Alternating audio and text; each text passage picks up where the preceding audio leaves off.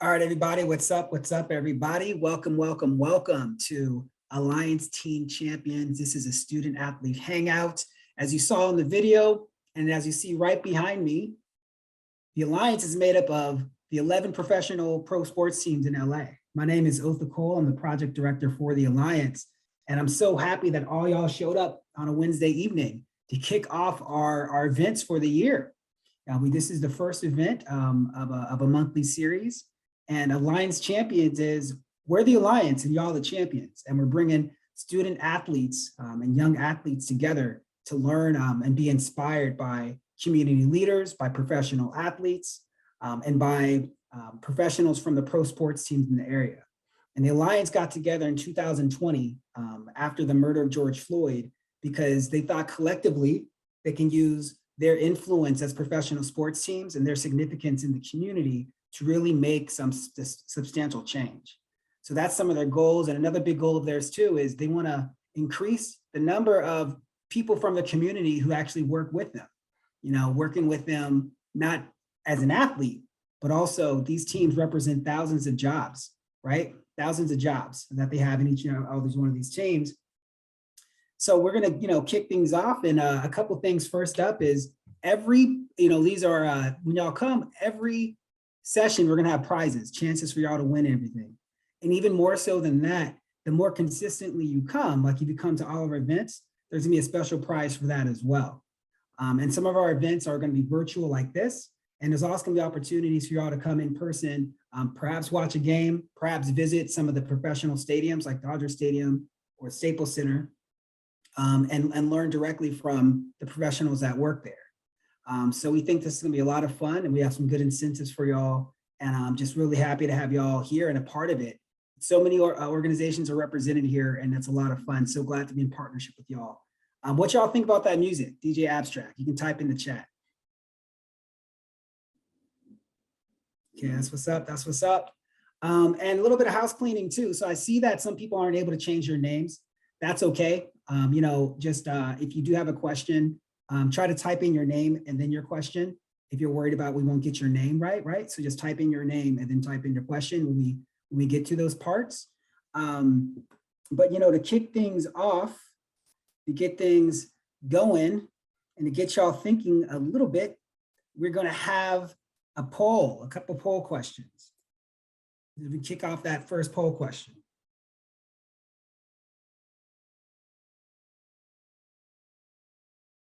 Yes or no answer. Do you know what types of jobs you can do in sports? So after you answer, you can type it in the chat too, like some jobs that you know exist outside of being an athlete in sports. So make sure you answer the poll. And then also, if you know what to put in, kinesiology, sports medicine. Okay, wait a second. Y'all know a lot. Yep, that's right. That's right. So those are some good answers. You could be an agent. That's right. Marketing. That's right. Manager, coach, tech, media, performance. There's so many different things you can do in sports. So we're going to wrap this poll up.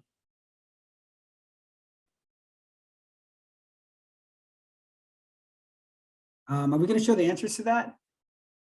Possible?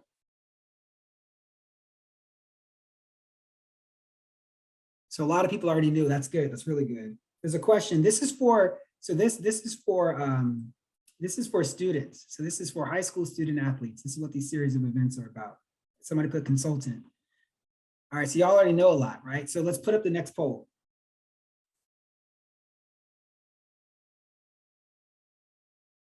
Okay, do y'all know what you want to do for a career? So once again, just simple yes or no. And then once you're done answering that, you can just type that in the chat.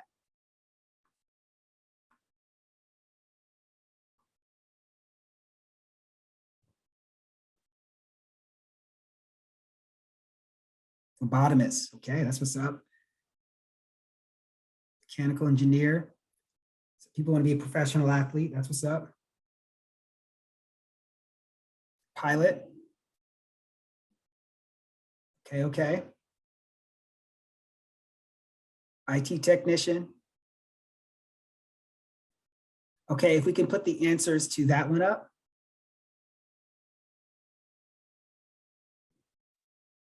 Okay, this one's a little bit more split, you know.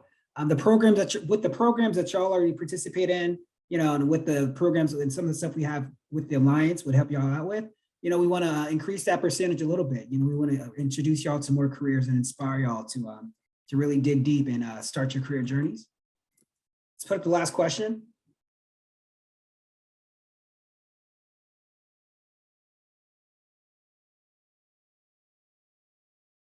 Okay, this is, are you currently on a sports team or do you plan on being on a sports team this year? And thank you, Selena, for answering that. Of course, parents are more than welcome to join these events so they can learn as well. But some of the content will be geared towards student athletes and high schoolers.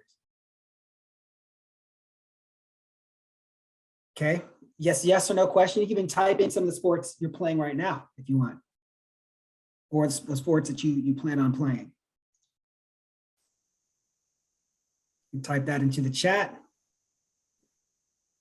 Football, track and field from football.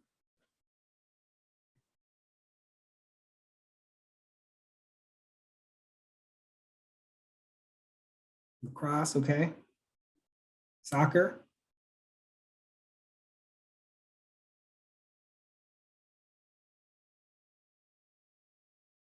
That's what's up, that's what's up.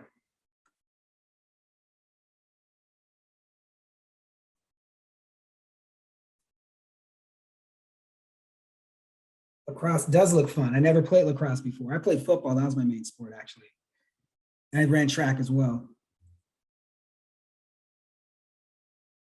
Volleyball, okay. All right, let's put up the results to this poll. Let's see what to see how many people are playing.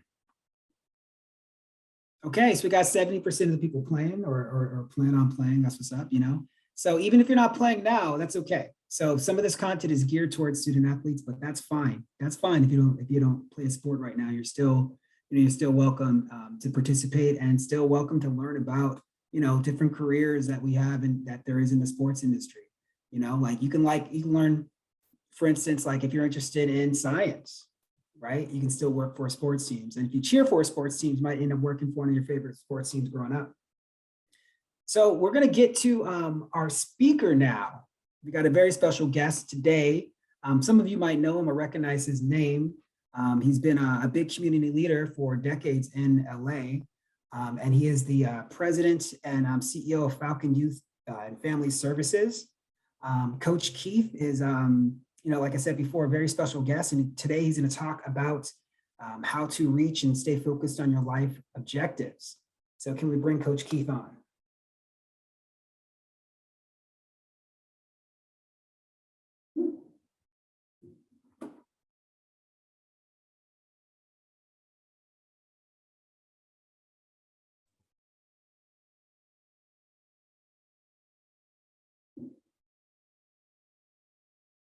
All right, Coach Keith. I think I'm not sure if your sound is on right now.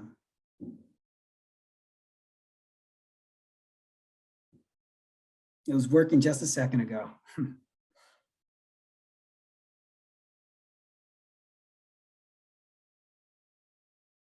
So Coach Keith is going to sign back on. So we're going to give him a minute to do that.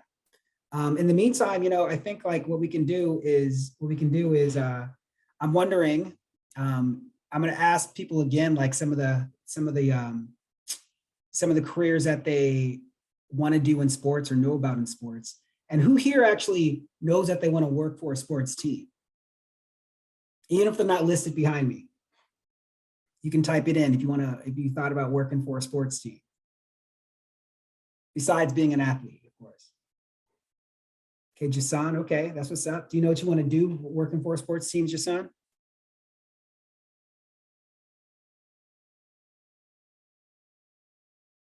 Getting time to answer that. So I played football. I played in college for Howard University. I played a little football, and I didn't even know that you can that there was these different careers and different ways to make a lot of money outside of being an athlete.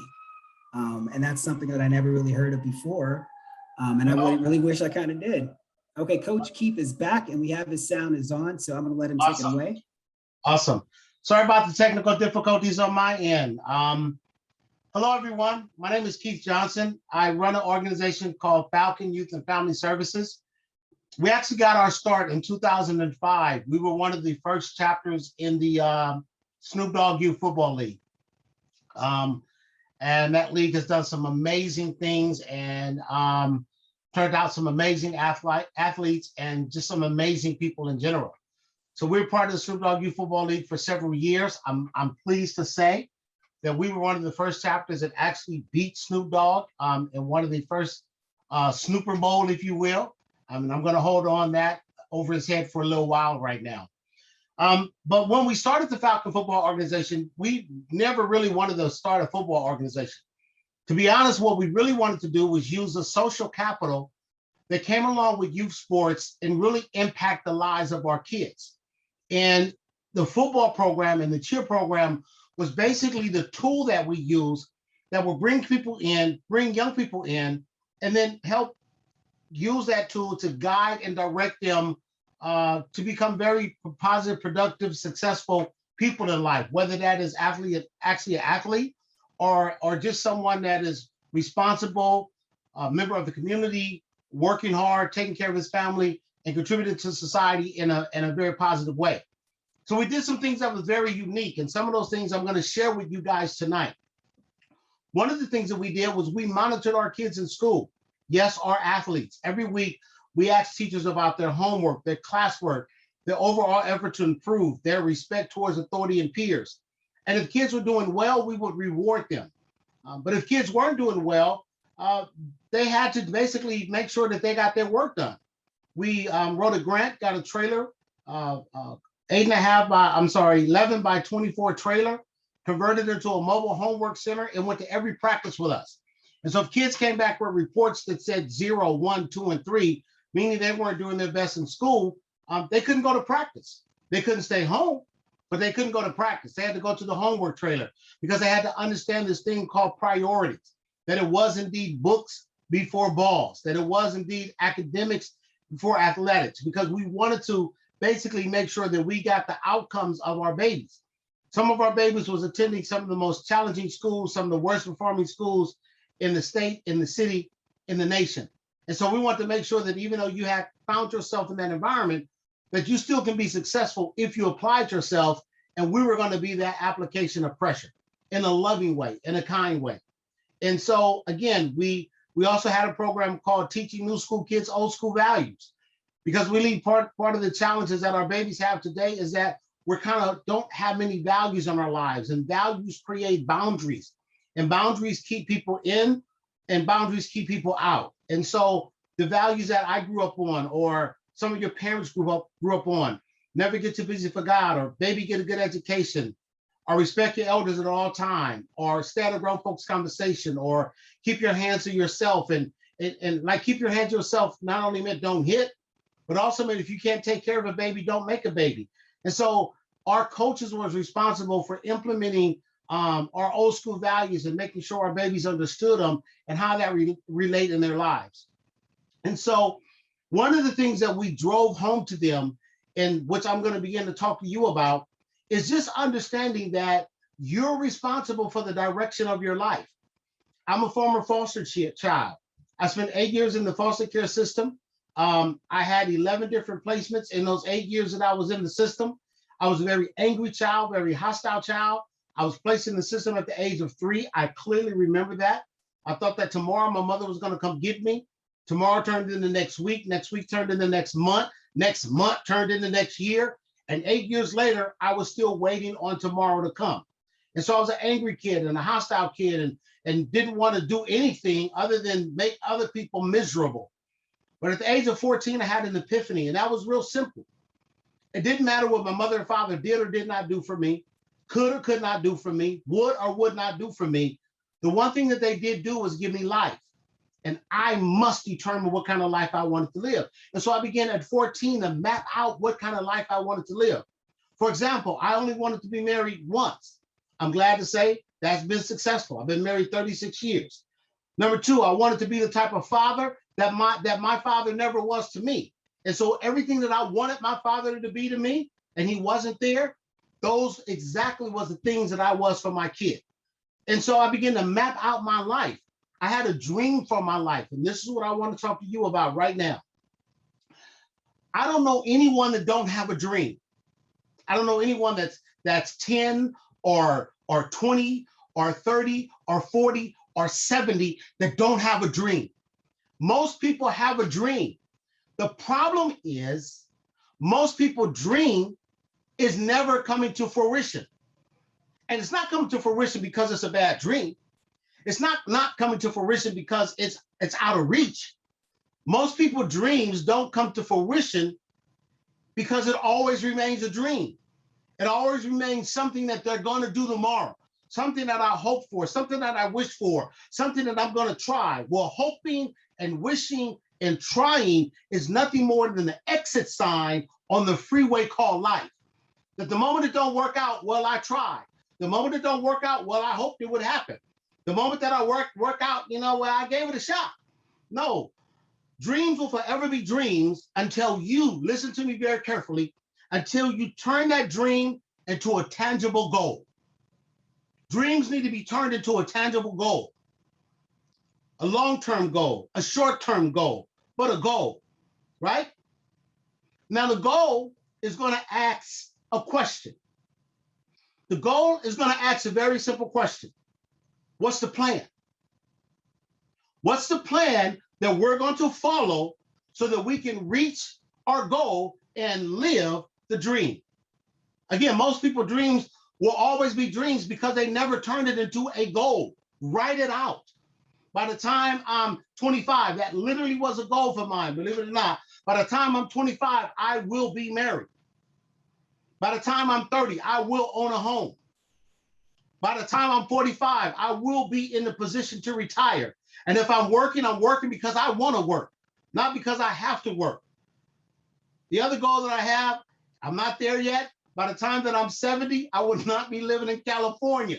I'll be somewhere in a rural state with acres of land and sitting on the porch in a rocking chair, looking at the cows go by. But it's a tangible goal. But the goal asks me for a plan. How we're going to make this happen. And so once you write your goal down, you literally got to spend the time to map out what the plan is, how we're going to make this happen. What's the first step? Yes, I'm a junior in high school. What's the step? I'm a sophomore. What's the step? I'm a freshman. What's the step? I'm in middle school. What's the step? What's the step? Now, let me back up. You don't start moving forward, you start moving backwards, right? So an architect don't just start drafting plans. He has an ideal of what that building is going to look like, and then he work it out. So I need you to have an idea what your life is going to look like, where you will be in 10 years, where you will be in 20 years, and then we're going to work it back together with the plan. Hope that makes sense. The plan asks a question. How much time do we have? How much time do we have to work this plan to achieve this goal so we can live the dream? Now, everyone doesn't have the same timeline, right? So for example, when I was 20 years of age, my grandfather, not my paternal grandfather, my grandfather, the man who walked into my grandmother's life and loved on her and eventually loved on me, did something very special for me. He opened up something called a long-term annuity by the International Order of Fosters. He said, for the rest of your life, son, you will put up $100. $100 a month you will put up for the rest of your life. And by the time you get 65, there will be X amount of dollars in that account, right? Now, because I had over 40 years, 45 years ahead of me, my plan says put up $100 based upon the amount of time that I have. Now, had I started at 59, yes, I'm 59. Yes, I look good. Thank you very much. But had I started at 59, I could not put up $100 a month and reach that dollar amount that my grandfather wanted me to have when I retired, because the time is not the same. So I'd have to put up more money than $100 because the time is not the same. everyone listening to me, you don't have the same time frame as everyone else, which means you might have to modify your plan based upon your time.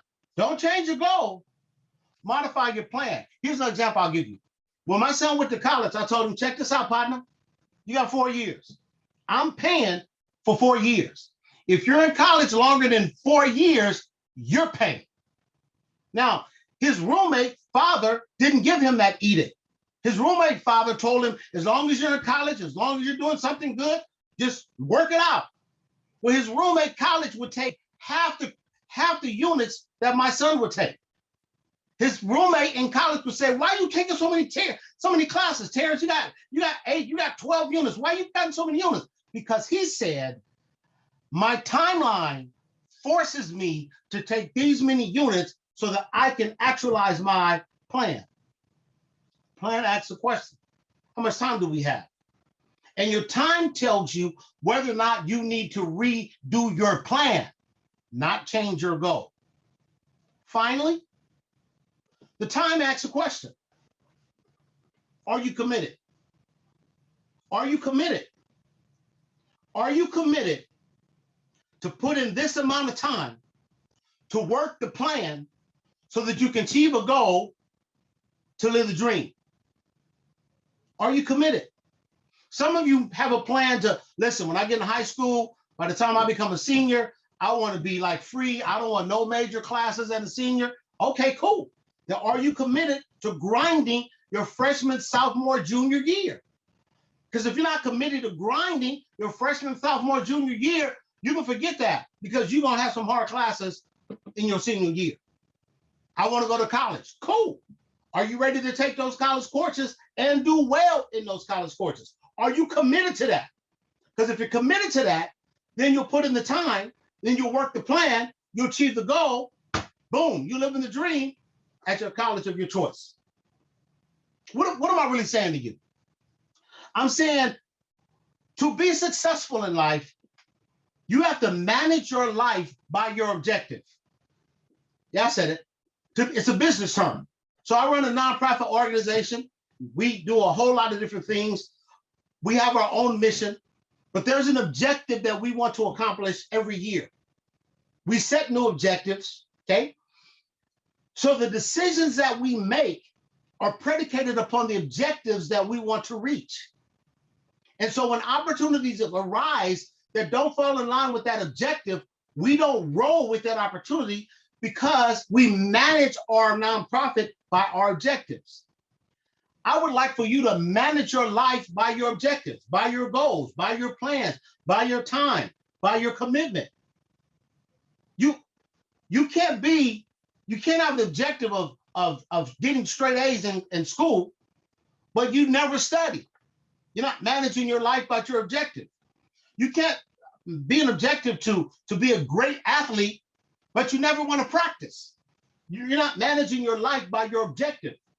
Whatever it is that you are going to be in life, the decisions that you make, the actions that you take, the moves that you make must be in line with the objective. Some of you need to make an objective to get along better with your family. Okay, then you need to manage your behavior as it relates to your objective. Mom say something you don't like, you can't go snap, crackle, and pop, because the moment you go snap, crackle, and pop, that kills the objective. It's a business term. There's opportunities that come along with us for us all the time. We say no. Why do you say no to that, Keith? Because it's not in line with our objective. We manage our life by our objectives. And so must you. Here's 2 more things I want to say to you. I was on an airplane once, and you guys have got to let me know what my time is. I was on an airplane once, and the guy next to me was reading a book. And the title of the book was so intriguing. The title of the book was, What Got You Here Won't Get You There. Listen to that. What got you here won't get you there. right? So the skill set that you displayed to make the team is not the same skill set you're going to need to be an all-star on that team. You feel me? The skill set that you got to land that job is not going to be the same skill set that you're going to have to excel in that job. See, the problem with people is they think that their present skill set is going to be enough to take them to that next level. No. Once you get to a certain level based upon the skill set that you had, if you're going to go to the next level, you must learn new skill sets to get to that next level. By the way, that will be part of your plan. So let's do a recap. You will be successful. You will live your dream if you take your dream and turn it into a goal. And you answer the goal question, what's the plan? And then the plan will ask the question of the time. How much time do we have? Time will ask a question of itself. Are you committed? And if you are committed, you will then kick in the MBO. You will manage your life by your objective. The decisions that you take, the moves that you make, the choices that you make is all predicated upon the objectives that you have for yourself, your family, your community, and your people. Is it hard work? Yes. But if it wasn't, everybody would be living the dream. And we know that ain't the case. Live the dream. Make a goal, get your plan, put in the time, be committed, and manage your life by the objectives that you have. And then you'll be all right.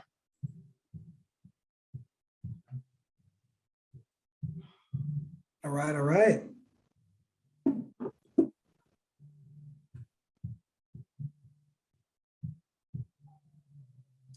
All right, thank you so much, Coach Keith. Truly, truly inspirational. We got some questions for you. So I have a couple questions for him, but in the meantime, y'all students, y'all type in the questions y'all have as well. Okay, that's right, Jaden. That's right. Give a round of applause. Thank you so much. So y'all can just chat in and type the questions that you have, and I'm going to try to get to them. But to kick things off, I'm wondering, everyone here, most people here, they're high school students, different grades. What if they're never made an objective before? Like, how do you get started with making an objective? Well, or even a goal? Yeah. So here's the thing that I want to say. And this particularly related to a question about, like, what do you want to do in life? Find your passion, man. Like, I don't know what my objective is, but I know what I like to do, right? What is it that you like to do? What is it that you love to do? What is it that you will do 24 hours a day, 7 days a week, right? Then find a career that go along with that. As you can tell, I like to talk, right? So I'd be a great talk show host, right? Or I'd be a great motivational speaker, right? So find your passion, find your love, find your joy, and then find a career that go along with that passion. And as they say, man, you're on cloud nine. Can't nobody stop you from doing what you do because you love what you're doing and you're getting paid to do it. That's what's up. That's what's up. We got a question. Coach Keith, what obstacles did you have to overcome as a male Black student? Being underestimated. I laugh when I say this because when it was time for me to apply to college, you're supposed to, especially with the UC application, you're supposed to check off like different colleges. I applied for one college, only one college. I applied for UCLA. It was UCLA or JUCO for me somewhere. But when I went to that school, I began to quickly realize that because I was an African-American man that came from an inner city school, that people did not necessarily think that I could do it, that I was cut up to handle UCLA. So my main challenge really was dealing with the stereotypes that came along as a young Black male, born and raised in the hood, on top of that in foster care, and on top of that trying to overcome a bunch of challenges. But when you know within yourself who you are and what you're capable of, I read this once before, and I'm gonna shut up on this one. Be quiet. I went to the King Center decades ago, literally decades ago. And there was something that I want you guys to understand, what I read. It wasn't by Dr. King, but it said, when your belief is strong and your cause is just, no obstacle can stand in your way. So whether you're Black, whether you're white, whether you're Asian, whether you're purple, whether you just flew in from the moon, if your belief is strong and your cause is just, nothing will stand in your way. Wonderful, beautiful. Okay, we got one more question. Wondering, can you share an example of, some of the youth that you worked with who had objectives and they stuck to it, and then, maybe some of the success you've seen with them? Google Kylan Moore, Kaylinmoore. Kylan Moore comes from, I don't want to tell his complete story, but he came from a very abusive background. His dad threatened to kill not his mom, but all the children, so that his mom could deal with the pain of not being able to protect her. They fled in the middle of the night, had a very hard time growing up. His dad really did kill someone, but it wasn't his mom, it was his girlfriend. Kylan Moore came from a traumatic, hard life. Kylan went to Verbum High School in Watts. Kylan became a Rhodes Scholar. Wow. Rhodes Scholar. Google Kylan Moore. That's probably amazing. One of the best I can give you. It's amazing. Well, wonderful. Thank you again so much, Keith, everybody. Let's get a round of applause. Make sure we can hear you in the back. Really appreciate those words, that inspiration. That resonated with me. And just tell y'all, like he's right, you got to stick to your objectives, have your eye on the prize, modify your timeline, but never change your goals and believe in yourself. Never change your objectives. So once again, Coach Keith, thank you so much. Really, really a great way to kick off Alliance Teen Champion Student Hangouts, man. You have a wonderful rest of your evening. Thank you for having me. Thank you guys so much for listening out there. I appreciate it. As they say, peace out. Thank you. All right, everybody stick around because now it's the fun time. We got prizes. We're going to do a couple wheel spins and we got some wireless. Can y'all see this? How can y'all show this? We got some, I can't really see it with my camera. We got some wireless earphones with the bass. They've got a few of them to give away. DJ, play some music lightly. So we're just going to do some wheel spins. Some people are going to win this just for showing up. But like, best believe there's opportunities for everybody to win something. Like if you come to these things, you will get something guaranteed. Team apparel, tickets to games. There's a lot of great prizes we have. For today, we're gonna have just a few winners right now. So if you wanna give that a spin, DJ, wanna play that music? Son, okay, I see his name right there, okay. So I think that does it. Those are our prizes for today. But like I said, people who show up the next time and you show up this time, we got swag for everybody, right? We got some stuff for everybody, okay? From team apparel to other things. We got hats, we got more of these earphones, and we got even better prizes the more events that y'all go to. Y'all stick around, okay? We got really cool incentives. But that's it for today. These are what these student hangouts are gonna look like. We're gonna have some music for y'all. We're gonna have some questions for y'all. We're gonna have prizes, and we're gonna have a dynamic speaker. Some of these too. Some of these things we're gonna have some pro athletes, right, as well, who are gonna talk to y'all for a second. So we're really just introducing sports careers to everybody and bringing the teams close to y'all, right? So thanks. We're gonna wrap things up there. Thanks again for everybody who came out on Wednesday evening. We got the email addresses of the people who won, so we're going to make sure we connect with y'all to make sure that y'all get these prizes. And other than that, I will see y'all next time, okay? I'll see y'all next time.